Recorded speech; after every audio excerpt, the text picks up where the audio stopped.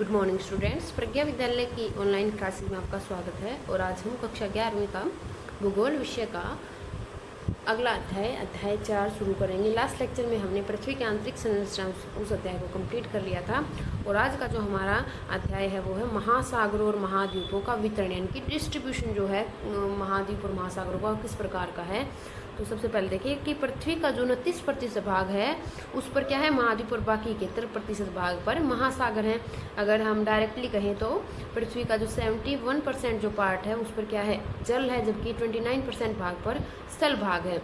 महाद्वीप और महासागर जैसे हमें आज मानचित्र पर दिखाई देते हैं वे हमेशा से ऐसी स्थिति में नहीं रहे हैं, यानी कि इनकी स्थिति जो है वो इस प्रकार की नहीं थी जैसे ये आज हमें दिख रहे हैं।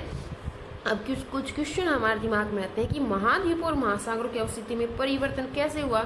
अब एक बार तो हमने कहा कि मानचित्र पर जैसे आज है ना वैसे ये पहले नहीं थे, तो पहला प्रश्न आता है कि पहले ये कैसे थे, इनमें परिवर्तन कैसे। और दूसरा, इन महाद्वीपों की पहले की स्थिति का निर्धारण कैसे किया गया, कैसे पता लगा कि आज जो ये ऐसे हैं ये ऐसे पहले नहीं थे। और इन्हीं प्रश्नों के उत्तर हम इस अध्याय में देंगे। तो सबसे पहले हम बात करेंगे महाद्वीपीय प्रवाह की, कॉन्टिनेंटल ड्रिफ्ट, यानी कि इनमें जो प्रवाह है वो किस प्रकार से हुआ था। अटलांटिक महासागरीय तटरेखा की आकृति को ध्यान से देखें तो इस महासागर के दोनों तरफ की तटरेखा में आश्चर्यजनक सममिति सिमेट्रिकल पाया जाता है, यानी कि कुछ समानताएं इसके अंदर पाई जाती हैं। इसी समानता के कारण बहुत से वैज्ञानिकों ने दक्षिण और उत्तरी अमेरिका व यूरोप और अफ्रीका के एक साथ जुड़े होने की संभावना व्यक्त की है। अब एक बार आप मैप के अंदर देखिए कि ये बात क्यों कही गई। ये है अटलांटिक महासागर, आपको पता ही होगा एस की आकृति इस महासागर की है। अब देखो अगर अफ्रीका को और अमेरिका को जोड़े दक्षिण अमेरिका को, तो क्या कह रहे हैं वैज्ञानिक कि सिमेट्रिक है, इनमें सममिति है। ये वाला जो भाग है ये अगर इसके साथ जोड़ दिया जाए और नीचे का भाग इसके साथ थोड़ा सा इसको टेढ़ा कर दें तो इसका प्रवाह अगर इस प्रकार से हो जाए तो क्या होगा, ये इसके साथ जुड़ा हुआ नजर आ रहा है। और इसी प्रकार अगर उत्तरी अमेरिका और यूरोप को आपस में जोड़ते हैं, वैसे तो अभी तो टुकड़ों में टूटा हुआ जैसे द्वीपीय देश बन गए हैं, लेकिन अगर इसको जोड़ने का प्रयास करते हैं तो ये आपस में इनमें भी सममिति पाई जाती है, सिमेट्रिकली पाए जाते हैं। इसीलिए वैज्ञानिकों ने क्या कहा कि हो सकता है कि कभी ना कभी जो ये भाग हैं ये आपस में उत्तरी अमेरिका और यूरोप और दक्षिण अमेरिका और अफ्रीका आपस में जुड़े हुए थे। अब देखें विज्ञान के अभिलेखों से पता चलता है कि सन 1596 में एक डच मानचित्रवेत्ता, इसको आपको याद करना है, आज का क्वेश्चन भी रहेगा एक आपका एनसीईआरटी का, ये है सन 1596 की बात है। एक डच के मानचित्रवेत्ता थे अब्राहम आर्टोलियस। कौन थे? अब्राहम आर्टोलियस ने सर्वप्रथम इस संभावना को व्यक्त किया था, यानी कि ये बात सबसे पहले किसने जाहिर की थी कि ये दोनों आपस में जुड़े हुए थे। ये जो महासागरीय जो क्षेत्र हैं, सॉरी महाद्वीप हैं, ये आपस में जुड़े हुए थे, अब्राहम आर्टोलियस ने की थी। और कब? 1596 में। इसके बाद देखिए सेकंड कौन आया था? Antonio Pellegrini. कौन था? एंटोनियो पेलेग्रिनी ने एक मानचित्र बनाया जिसमें तीनों महाद्वीपों को इकट्ठा दिखाया गया था। अब इसने तो सिर्फ इनके बारे में व्यक्त की थी, संभावना है कि मतलब ये एक साथ थे, लेकिन इन्होंने क्या कर दिया, इसका मानचित्र भी बनाया जिसमें तीनों महाद्वीप एक साथ दिखाए गए। जर्मन मौसमविद एल्फ्रेड वेगनर ने महाद्वीपीय विस्थापन सिद्धांत सन 1912 में प्रस्तावित किया। बहुत ही महत्वपूर्ण प्रश्न आपका ये है कि अल्फ्रेड वेगनर ने क्या दिया था? महाद्वीपीय विस्थापन सिद्धांत दिया था। और कब दिया था? 1912 में। इसी को हम आगे जैसे डिस्कस करेंगे। यह सिद्धांत महाद्वीप एवं महासागरों के वितरण से ही संबंधित था। और सबसे ज्यादा इसमें जो सिद्धांत में जो चीजें कही गई थी वो मैच करती हुई मिली थी। तो देखिए क्या क्या कहा था वेगनर का सिद्धांत, अब हम करेंगे। और वेगनर का सिद्धांत था महाद्वीपीय विस्थापन सिद्धांत, आपको नाम भी ध्यान में रखना है। इस सिद्धांत में बताया गया कि आज के सभी महाद्वीप एक अकेले भूखंड के भाग थे तथा एक बड़े महासागर से ये भूखंड घिरा हुआ था। अब इन्होंने एक चीज और कही है, क्या कहा है कि जो पृथ्वी है वो पूरी क्या थी, पृथ्वी के जो महाद्वीप वो तो इकट्ठे थे और उनके चारों ओर क्या था, एक महासागर था। अब देखें वो क्या था, उन्होंने इस बड़े महाद्वीप को तो क्या कहा, पेंजिया कहा। और पेंजिया का अर्थ है संपूर्ण पृथ्वी। और जो विशाल महासागर था ना इसके चारों ओर, उसको कहा पेंथालसा, जिसका अर्थ है जल ही जल। अब देखिए एक बार अगर डायग्राम बना के हम देखें तो इस प्रकार से बनेगा। ये जो भाग बीच में दिख रहा है ये तो क्या है, पेंजिया, और इसके चारों ओर पानी है, ये क्या है, पेंथालसा। आप देखिए एक और चीज इन्होंने बताई, वैगनर के तर्क के अनुसार लगभग 20 करोड़ वर्ष पहले इस बड़े महाद्वीप पेंजिया का विभाजन हुआ। फिर क्या हो गया शुरू, इसका विभाजन ये टूटना शुरू हो गया। कब? 20 करोड़ वर्ष पहले। और पेंजिया पहले दो बड़े महाद्वीपीय पिंडों, लोअर एशिया जो उत्तर में था और गोंडवाना लैंड जो दक्षिण में था। अब इसने दो भाग तोड़ दिए इसके। 20 करोड़ साल पहले की बात यह है। इससे पहले यानी कि जो इसने तर्क दिया था उसके बाद 20 करोड़ साल आज से पहले की बात हम कर रहे हैं। जो उत्तरी भाग था वो तो क्या बन गया, लोअर एशिया, और जो दक्षिणी भाग था वो क्या बन गया, गोंडवाना लैंड बन गया वो। अब देखें इसके बाद लोअर एशिया व गोंडवाना लैंड धीरे धीरे छोटे छोटे टुकड़ों में बट गए जो आज महाद्वीप के रूप में है। फिर क्या हुआ, ये दोनों भी टुकड़ों में, जैसे लोअर एशिया उत्तरी एशिया का जो भाग है वो बन गया, यूरोप बन गया, उत्तरी अमेरिका बन गया, गोंडवाना लैंड है जिसे दक्षिण अमेरिका बन गया, अफ्रीका का भाग बन गया, ऑस्ट्रेलिया बन गया, और भारत का जो प्रायद्वीपीय भाग है वो बन गया। अब देखिए इनको महाद्वीपीय विस्थापन के पक्ष में प्रमाण, एक एनसीईआरटी क्वेश्चन में जैसे इसमें से भी आपका है कि जो महाद्वीपीय विस्थापन का सिद्धांत इन्होंने दिया उसके पक्ष में प्रमाण क्या क्या मिले, क्या क्या सबूत जैसे मिले जिससे हम अंदाजा लगाएं कि हाँ ऐसा ही हुआ था। तो देखें सबसे पहला मिला महाद्वीपों के साक्ष्य। दक्षिण अमेरिका व अफ्रीका के आमने सामने की तटरेखाएं अद्भुत व त्रुटि रहित साम्य दिखाई देती हैं। और 1964 इसमें बुलर्ड ने एक कंप्यूटर प्रोग्राम की सहायता से अटलांटिक तटों को जोड़ते हुए एक मानचित्र तैयार किया। अब इन्होंने एक बात कही थी कि जो महाद्वीप हैं वो जुड़े हुए हैं, तो उसके प्रमाण भी मिले, उनके साक्ष्य सबूत भी मिले हैं। और ये सबूत कहाँ से, 1964 में एक प्रोग्राम बनाया था, कंप्यूटर प्रोग्राम बुलर्ड ने, जब उसने इनको जोड़ के दिखाया, एक मानचित्र तैयार किया, तो लगभग इनमें सिमेट्री पाएगी, समानता पाएगी, तटों की समानता बिल्कुल सही सिद्ध हुई। यह कोशिश आज की तटरेखा की अपेक्षा 1000 फैदम की गहराई की तटरेखा के साथ की गई, लेकिन अब जो स्थिति है ना उसमें नहीं, 1000 फैदम और गहराई में जाके अगर हम चले तो वहां से इन तटों को जोड़ने का प्रयास किया गया था। दूसरा देखें, दूसरा जो प्रमाण है वो है महासागरों के पार चट्टानों की आयु में समानता। अब जो महासागर है उनसे दूर दूर जो महाद्वीप है ना उनकी चट्टानों की जो आयु है ना उसमें समानता, वो देखिए कैसे। आधुनिक समय में विकसित की गई रेडियोमेट्रिक काल निर्धारित विधि से महासागरों के पार महाद्वीपों के चट्टान के निर्माण के समय को सरलता से जाना जा सकता है। कौन सी विधि है, रेडियोमेट्रिक जो विधि है, जो रेडियोमेट्रिक काल जो निर्धारण विधि है, उसके द्वारा क्या पता लगा सकते हैं कि चट्टान है वो कितने साल पुरानी है। तो महाद्वीपों की चट्टानों को जब देखा गया, उनका पता लगाया, तो देखो क्या मिला, 200 करोड़ वर्ष प्राचीन सैल समूह की एक पट्टी ब्राजील तट और दूसरी पट्टी उसी का कुछ भाग पश्चिमी अफ्रीका के तट पर मिलती है।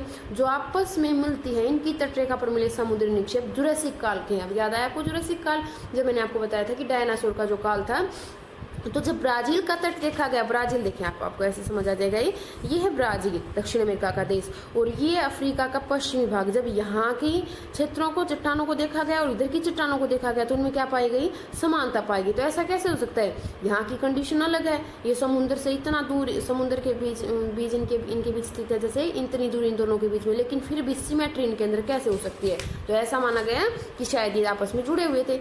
तीसरा कारण था टिलाइट, तीसरा जो प्रमाण था वो था टिलाइट। देखिए क्या होता है, टिलाइट वे सारी चट्टानें जो हिमानी निक्षेपण से निर्मित होती हैं। हिमानी क्या होती है, बर्फ की नदियां, और उनके निक्षेपण से जब अवसादी चट्टानें बनती हैं उनको बोलते हैं टिलाइट। भारत में पाए जाने वाले गोंडवाना श्रेणी के तलछटों के प्रतिरूप दक्षिणी गोलार्ध के 6 विभिन्न स्थलगणों से मिलते हैं। अगर भारत के दक्षिणी भाग की बात करें, हम गोंडवाना श्रेणी की बात करें, जो प्रायद्वीप पठार हमारा बना हुआ है, तो वो दक्षिणी गोलार्ध के 6 हिस्सों से मिलता है। अब वो देखिए कौन कौन से, भारत है, अफ्रीका, फोकलैंड द्वीप, मेडागास्कर, आर्कटिक और ऑस्ट्रेलिया में मिलते हैं। और यहाँ गोंडवाना श्रेणी के आधार तल के घने टिलाइट भी मिलते हैं। अब ऐसा कैसे संभव है, अब देखिए कौन कौन से चित्र है, दक्षिण अमेरिका है, अफ्रीका है, भारत है, इधर ऑस्ट्रेलिया है, फोकलैंड द्वीप बोला दक्षिण अमेरिका में, ये रहा फोकलैंड द्वीप, ठीक है। इधर ये अफ्रीका का निचला भाग बोला, मेडागास्कर बताया, अफ्रीका के अंदर मेडागास्कर है, भारत का प्रायद्वीपीय भाग है, ऑस्ट्रेलिया में मिले हैं, और इधर अंटार्कटिका जो क्षेत्र है उसके अंदर भी ये मिले हैं। तो ऐसा कैसे संभव है कि इन सभी क्षेत्रों में एक समानता मिल सकती है, जो यहाँ की अवसादी चट्टानें हैं उनमें, तो कैसे संभव है ये कि कभी ना कभी आपस में जुड़े हुए थे। इसके बाद देखिए अगला, प्लेसर निक्षेप। घाना तट पर सोने के बड़े निक्षेपों की उपस्थिति व उद्गम चट्टानों की उपस्थिति एक आश्चर्यजनक तथ्य है। सोना सिराएं ब्राजील में पाई जाती हैं और अतः स्पष्ट है कि घाना में मिलने वाले सोने के निक्षेप ब्राजील पठार से उस समय निकले होंगे जब ये दोनों महाद्वीप एक दूसरे से जुड़े थे। अब प्लेसर निक्षेप मिले हैं जहाँ पर क्या मिलता है, सोना। अब घाना तो कहाँ है, अफ्रीका में, और ब्राजील में भी सोना मिला है, और ये निक्षेप एक जैसे मिले हैं, तो इनमें भी कहीं ना कहीं क्या थी, समानता जो पाएगी। तो किस कारण से मिली है, कभी ना कभी आपस में जुड़े हुए थे। अगला जो प्रमाण है वो है जीवाश्मों का वितरण। जीवाश्म क्या होते हैं? कोयला, जैसे कोयला और पेट्रोलियम जो खनिज जो हैं, जो धरातल के नीचे पाए जाते हैं, ऊर्जा खनिज जो है उनको जीवाश्म जैसे बोलते हैं। यदि समुद्री अवरोधों के दोनों विपरीत किनारों पर जल और स्थल में पाए जाने वाले पौधों और जंतुओं की समान प्रजातियां पाई जाती हैं तो उनके वितरण की व्याख्या में समस्याएं उत्पन्न होती हैं। अब देखें कुछ एग्जाम्पल हम यहाँ पे लेंगे। भारत, मेडागास्कर और अफ्रीका में लेमूर मिलते हैं। अब भारत है, मेडागास्कर अफ्रीका में, और अफ्रीका के अंदर भी मेडागास्कर एक द्वीप देश जैसे हो गया, इन सब में क्या मिलते हैं? लेमूर मिलते हैं। कुछ वैज्ञानिकों ने इन तीनों स्थल खंडों को जोड़कर एक सतत स्थल खंड लेमूरिया की उपस्थिति को स्वीकार किया। क्या माना इन्होंने कि ये लेमूर जो है मिलता है, ये तीनों में किस वजह से मिलता है? कभी ना कभी ये भी आपस में क्या थे? जुड़े थे। और मेसोसारस नाम के छोटे रेंगने वाले जीव केवल उथले खारे पानी में ही रह सकते थे। इनकी अस्थियां केवल दक्षिण अफ्रीका के दक्षिणी केप प्रांत और ब्राजील के इरावर शहर समूह में मिलती हैं। ये दोनों क्षेत्र आज 4800 किलोमीटर की दूरी पर स्थित हैं और इनके बीच महासागर है। यानी कि एक और जीव है मेसोसारस है, और ये जीव कहाँ मिलता है? उथले जल में, उथले खारे पानी में। समुद्र का जो खारा पानी, उथला खारा पानी, कम गहराई वाला, जैसे उथला किसको बोलते हैं? कम गहराई वाला समुद्र का पानी, खारा पानी, उसमें मिलते हैं। लेकिन अब इनकी अस्थियां कहाँ मिली हैं? अफ्रीका में मिली है, केप प्रांत में। वहीं केप प्रांत, ये नीचे जो है केप प्रांत, और यहाँ ब्राजील में मिली है। लेकिन अगर इनकी दूरी देखें तो बहुत ज़्यादा है। तो ये भी संभव कब हो सकता है? जब ये दोनों मिले हों। अब ये तो इन्होंने दिए थे प्रमाण। अब इसी से संबंधित वैगनर जी ने प्रवाह संबंधी बल भी बताए थे कि जो ये अलग हुए वो किस कारण। तो प्रमाण क्या थे? कि आपस में जुड़े होने के सबूत मिले हैं। लेकिन इन्होंने दो बल भी बताए थे, फोर्स भी बताए थे, जिससे ये महाद्वीप वो अलग अलग हुए थे। वैगनर के अनुसार महाद्वीप विस्थापन के दो कारण थे। पहला जो बल था वो था पोलर या फिर ध्रुवीय फ्लीइंग बल, जिसको पोलर बल से भी आप याद कर सकते हैं, फिर ध्रुवीय बल से आप याद कर सकते हैं। Polar fleeing force. और दूसरा जो बल काम कर रहा था वो था टाइडल फोर्स या फिर ज्वारीय बल। अब देखिए दोनों में अंतर देख लें। आपका एक एनसीईआरटी का क्वेश्चन जैसे इसमें से भी है। ध्रुवीय फ्लीइंग बल पृथ्वी के घूर्णन से संबंधित है, यानी कि पृथ्वी जब घूमती है तो उससे जो बल उत्पन्न होता है। पृथ्वी क्या करती है? संपूर्ण गोल नहीं बल्कि भूमध्य रेखा पर उभरी हुई है। अब जैसे आपका एक हमने इसी भाग का जब फर्स्ट लेसन करा था तो उसमें मैंने आपको बताया था कि पृथ्वी संतरे का आकार की, जैसे कि ध्रुवों से तो चपटी है लेकिन भूमध्य रेखा से उभरी हुई है। आपको याद होगा शायद ये। और यह उभार पृथ्वी घूर्णन का कारण, इस उभरेपन के कारण तो क्या है? पृथ्वी में घूर्णन उत्पन्न होता है, जिससे ये बल आता है। इसके बाद दूसरा बल देखें, ज्वारीय बल। ज्वारीय बल सूर्य व चंद्रमा के आकर्षण से संबंध है, जिससे महासागरों में ज्वार पैदा होते हैं। ज्वार भाटा तो आपने सुना ही होगा। ज्वार का अर्थ क्या होता है? महासागरों के पानी का ऊपर उठना, और भाटा का अर्थ होता है उस पानी का पीछे जाना। वैगनर का मानना है कि करोड़ों वर्ष पहले ये बल प्रभावशाली हो गए थे, जिससे विस्थापन हुआ था। यानी कि दो बलों ने काम किया था, ज्वारीय बल, पोलर या फिर ध्रुवीय फ्लीइंग बल। इन दोनों बलों की वजह से आज के जो महाद्वीप हैं वो अलग अलग होना शुरू हुए थे, उनका प्रवाह शुरू हुआ था। इसके बाद देखिए आज का आपका होमवर्क फेयर नोटबुक का एक तो लेसन को सभी बच्चे ना अच्छी प्रकार से रीड करें ताकि आप इसको और भी क्लियरिटी इसमें कर सकें और भी अच्छे से इसको समझ पाएं। आज का आपका होमवर्क देखें। पहला जो प्रश्न वो है, किसने यूरोप, अफ्रीका, अमेरिका के साथ स्थिति होने की संभावना व्यक्त की? सबसे पहले की बात करी मैं आपको उसका नाम बताने की, वो कौन सा व्यक्ति था जिसने, डच के वो वैज्ञानिक थे जिसने इनको एक साथ होने की संभावना व्यक्त की थी। दूसरा क्वेश्चन, महाद्वीपों, ये एनसीईआरटी में आपका पहले का पहला पार्ट है। दूसरा है महाद्वीपों के प्रवाह के लिए वैज्ञानिक ने निम्नलिखित में से किन बलों का उल्लेख किया? अभी मैंने आपको बताया दो बलों का उल्लेख किया, तो आपको ये डिटेल में बताना है। ये भी आपका एनसीईआरटी का क्वेश्चन नंबर 2 का फर्स्ट पार्ट है।